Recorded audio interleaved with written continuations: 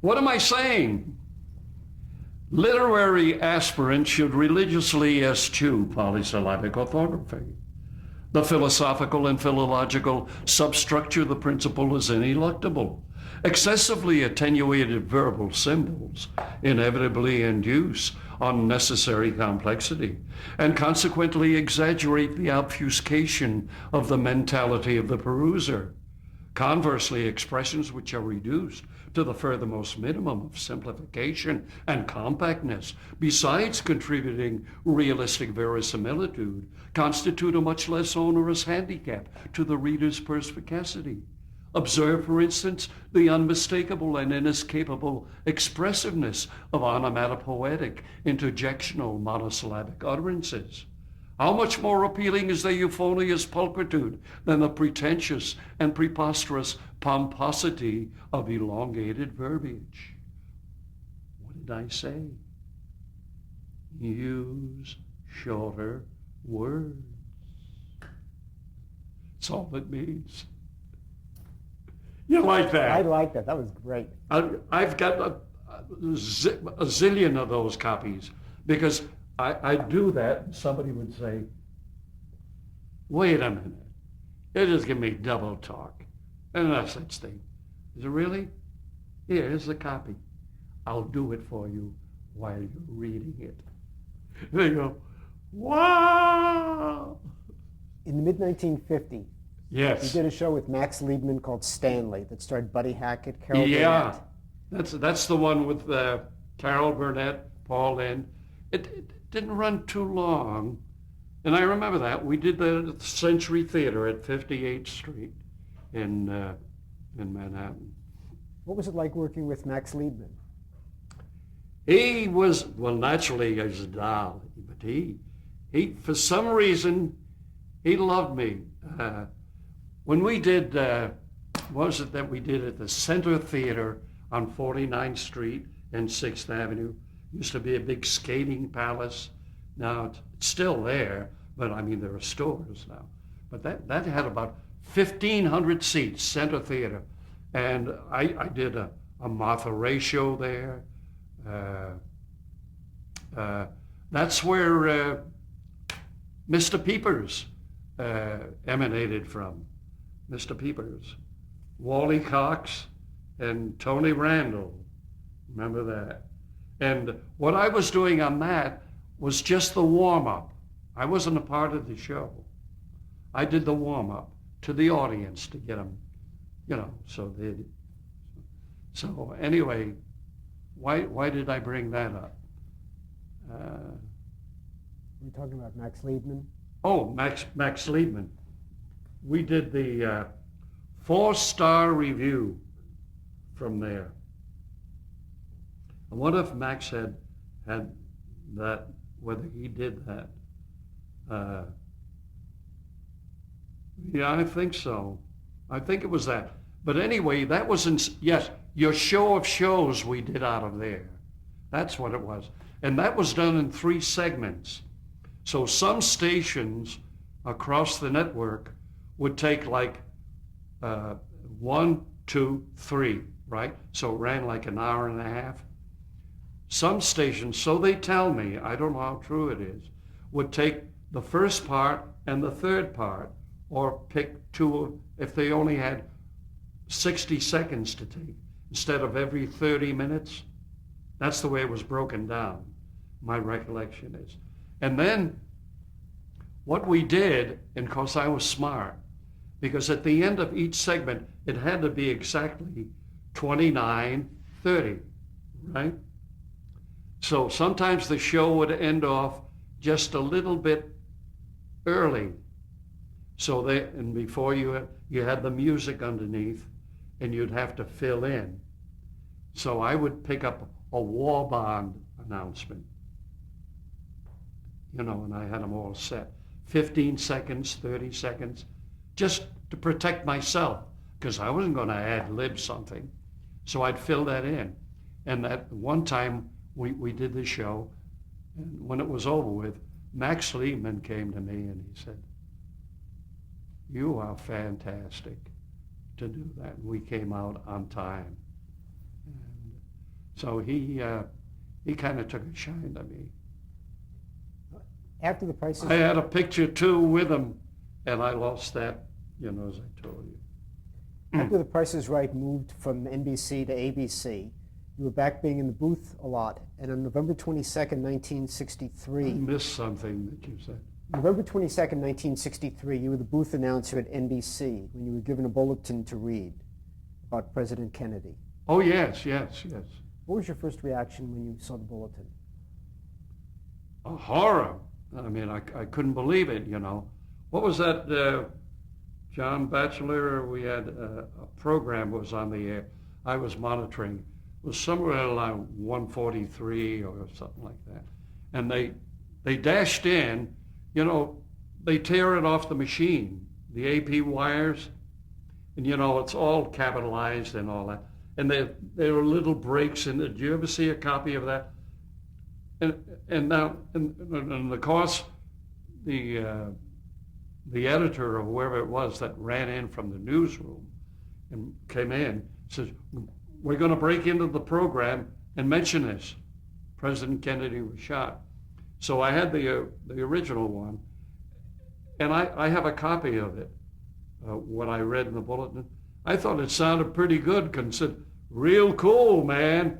But now that in retrospect, thinking about it, I don't know how I did it, because they give you the original and it's dropped down and a pencil like made jump from here to there to there. So you're reading it like this. And of course, NBC wanted to be first, to beat them all. And we did, from my understanding. And I'm reading the thing, except there's one word where it wasn't crossed off and I added it, but I don't know what it meant. But I read it, the whole thing, without a flaw. I mean, without a pause. And I said, what was that word? I still don't know. I've got to hear it again to see. But I thought it sounded pretty cool. But I remember that day, after I read that bulletin, that's when they all converged. I remember a Frank McGee, some of all the commentators, I can't think of the one from Chicago, and a couple others. So they all started to come in, one right after the other, and replace, move over, and I'd get off the seat. My heart is going like this, and as they were coming in, Frank McGee was wonderful. I remember he talked at length. And there was a local one, a local announcer, and I see it. He was a newsman locally, and I can't think of his name. He took over, and he was glib, just fantastic. They'd throw these sheets, and they'd ad lib, because they're journalists. I'm just a lowly announcer, So you did that. Were there any other big news events that you announced on the air?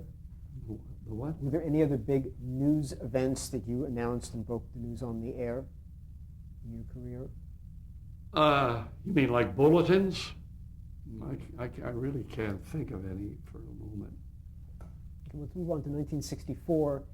The Price is Right is gone. It's gone to ABC, and you've stayed with NBC. You didn't jump ship. And you're given a new show called Jeopardy. How did that come about? The Jeopardy assignment. Yeah. Well, as I say, I remember 63, that was a big decision in my life. And rest my wife, she wanted me to leave. She says, being a staff announcer at NBC is beneath you. You're too big for that. She'd always say. And I passed up a lot of money. I think on the Goodson Todman, The Price is Right, way back when I started, I was making about $50,000 a year, which was, pretty good. And Mark Goodson came in when it was going to go to ABC. And that's when we had the Monday through Friday and also the evening program.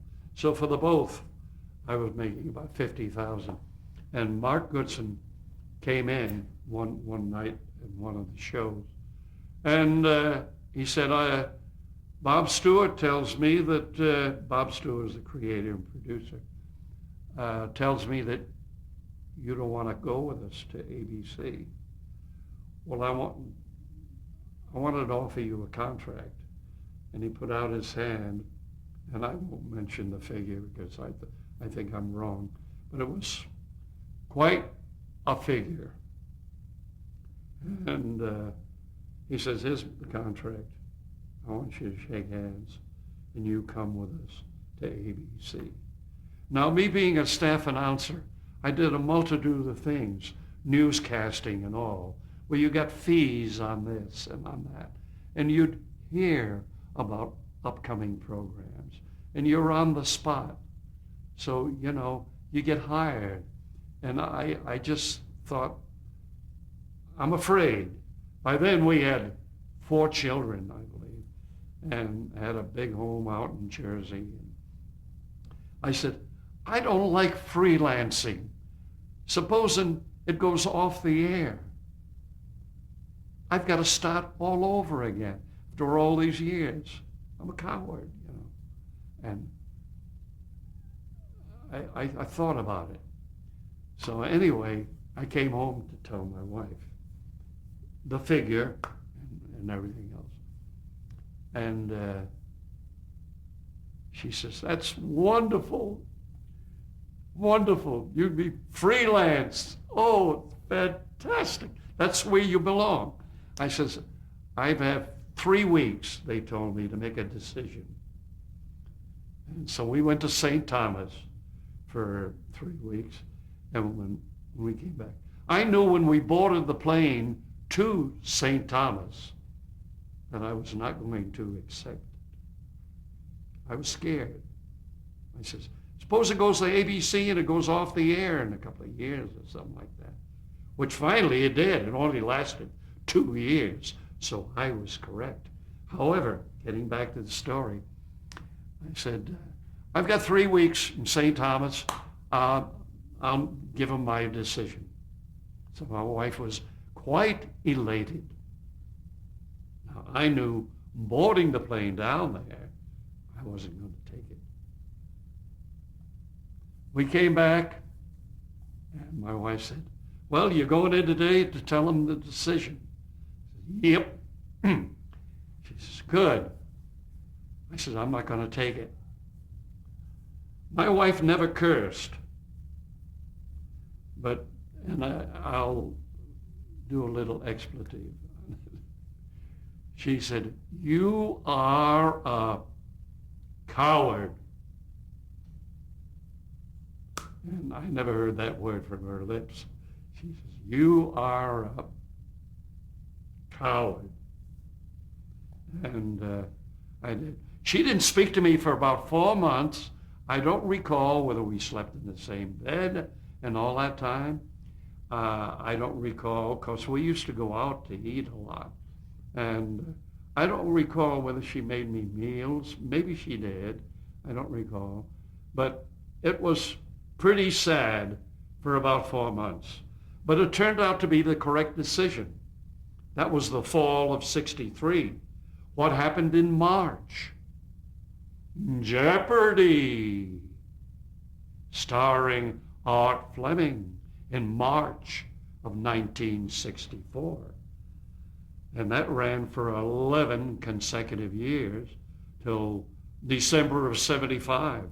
By then I was already doing Saturday Night Live and various films and commercials. So I made the correct decision. How did the Saturday Night Live job come about? Which? Saturday Night Live. How did you get the announcing job on that? The creator, Lorne Michaels, they called me in, the big conference, the writers and everybody else, and they wanted to meet me, and they offered me the job. And that was it. What was the original format of Jeopardy? Of Jeopardy? Mm-hmm. You're going back from Saturday Night Live. Yeah, we'll go back. Let's go back more to Jeopardy. Jeopardy. The formula? Format. Format. Yeah. pretty much as it is. Wait a minute, Jeopardy now today? No, Jeopardy with Art Fleming. Yeah. What was that? What was it like working on Jeopardy with Art Fleming? That seemed, in comparison, it's pretty much, we had a same board, which I do have a lot of those cards, the original. Those were all hand-painted cards, and they'd throw them away after the show. I took a lot of those cards home, and I used to put them in the wall and frame them all out, and had them in the basement. Look great, like a Jeopardy board and all. So those were hand-painted, blue background by an artist, terrific. And they'd throw them away, the cards. I have quite a few of them. Now, on Jeopardy, Art Fleming always made it a point to thank you at the top of the show. Yeah, I can thank my wife for that one. When we first got on the air, he'd come out, "Thank you, audience. Thank you, so-and-so, so-and-so." And he'd do it. And my wife was in there one day, and Merv Griffin would come by, and oversee her, see that everything was going good. And my wife happened to talk to him. She says, that's kind of strange, Don does such a warm-up on the show, and everybody likes him. And you would think that Art Fleming would say, "Thank you, Don Pardo," when he introduces him. So Merv Griffin informed Art Fleming, not to do it every show, periodically maybe, and he never forgot it. Whether he misconstrued what Merv said to him, whether Merv said, "Do it every day," but anyway, that's the way it turned out. And he used to hear so much about that. It became a catchphrase. Yeah, it was quite a thing. It was interesting you mentioned about the early days of Jeopardy. Recently, as far back as maybe a year ago, we had the host of Saturday Night Live, Senator here in Arizona. Oh, I'm blacking out for a minute. I don't know to think of that. But you back on? We were doing the show. This is about a year ago or so, and Senator John McCain was on our show hosting, and I thought I'd, say hello to him because I thought I remembered that he was one of our early shows in the 60s. And so when he was leaving, he was walking to his dressing room, and I said, "Excuse me, Senator, I wanted to introduce myself. I'm Don and as far as I got, you're Don Pardo." He says, "You've introduced me before." I says, "I did?" He says, "Yeah, back in the early days of Jeopardy." He says he must have been a junior grade, an officer or something, just getting out. And he was on the show. And he won, he said. And I said, "You did?" And he says, "Yep." He says, I won on the first show. I came back the next one, and I didn't make out on that one. But that was it, John McCain. So that was that recent. But it goes back, and I don't remember. How many of you are going to remember the names that I've ever mentioned down the line? Very few. Now, there's over 2,700 Jeopardy shows, and you only missed one broadcast. Yeah. Yeah. It's quite a record. I like my work, unless they get laryngitis, You did several shows with Bill Cullen. What was it like working with Bill Cullen? He was a gem. He was a gem. He was a gem. What was it?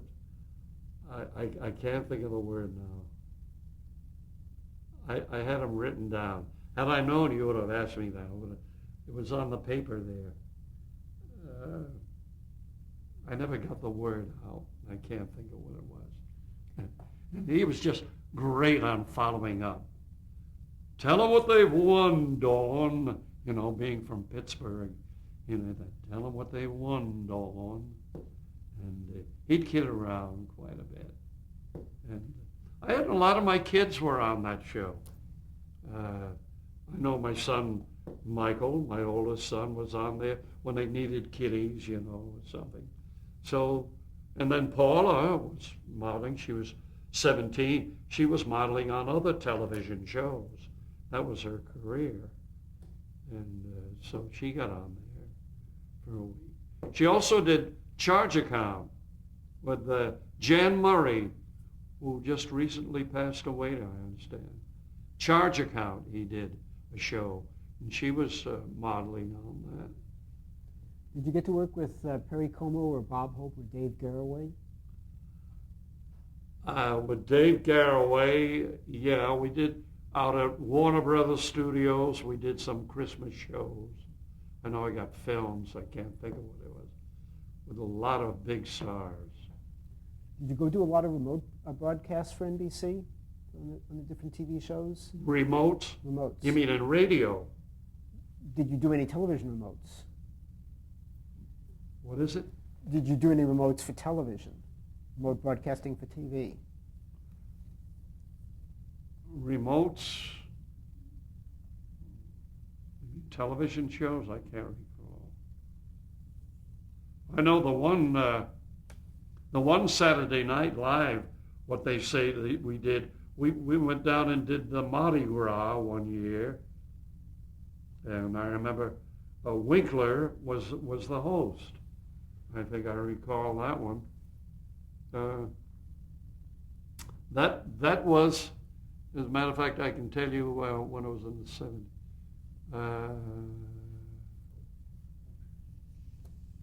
70s. I think in the 70s, somewhere around 77, 1977, I think. What were some of the last radio shows you did for NBC Radio? Radio? I did Pepper Young's Family, Magnificent Montague, and what was the one with the Hollywood actor? I can't think of it. Oh, I wish I'd known what you were asking me. I would have refreshed my memory on some of the papers. Now, in the 1970s, you also got to work with NBC for their Source network. The radio, yeah. I started with them in 1979. I think I left them I regret it now. I made too hasty a decision. It was around 2003 when I left them. But what I would do there for the disc jockeys, coast to coast, they would want little liners here or there, so I would be doing that. So I was with the NBC Radio Source. I remember it began back in my memory is pretty good, 1979. I did that. Did it for a number of years. It was experimental. Did you get to work on the NBC Monitor series? Monitor, yeah, I did the news quite a bit on that.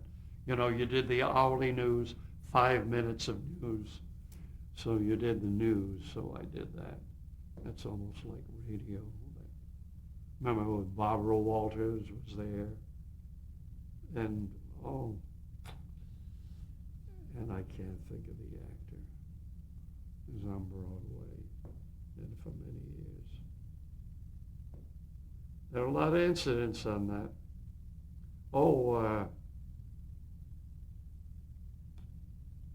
I see her face and I can't think of it. If I'd known what the questions you were going to ask, I have it written down somewhere. So I don't know.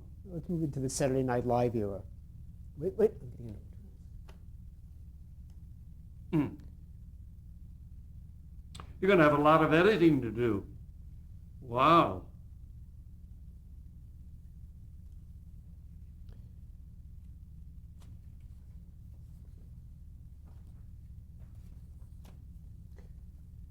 When Jeopardy went off the air, a lot of the NBC game shows started moving to California.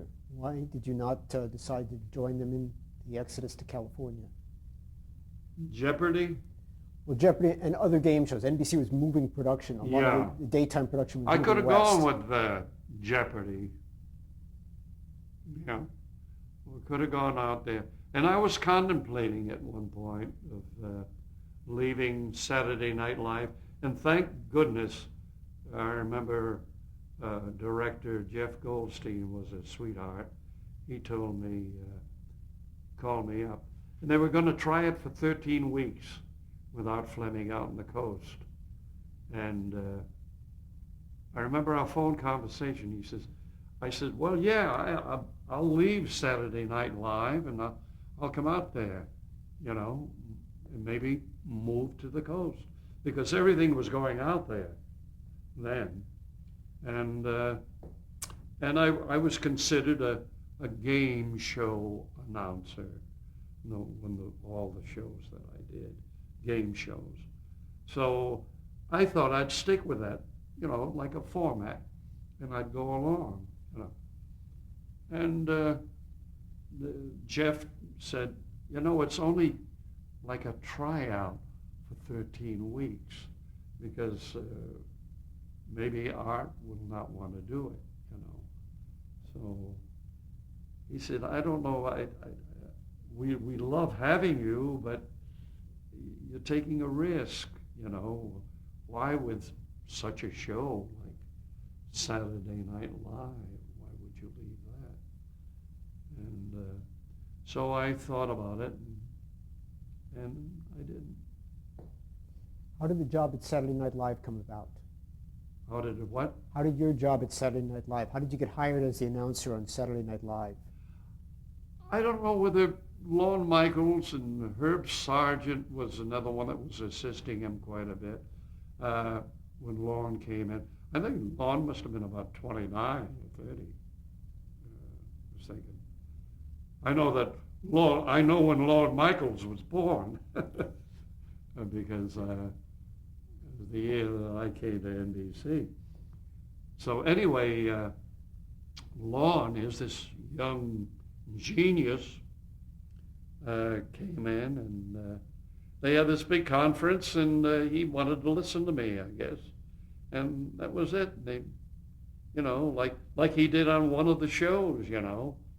You know, they did a repeat of that. Lorne is sitting on stage in one of the shows. I forgot who the star was. You know, he's sitting there on the stage, and I'm just the voice. You know, the chair moves. You see the chair move, but my voice is in the control room, you know. And they're interrogating me. And I think I was on, no, I wasn't on camera on that one. So anyway, he's interrogating me. And one thing led to another. I missed the point. You hold up? Yeah, we're going to change tapes.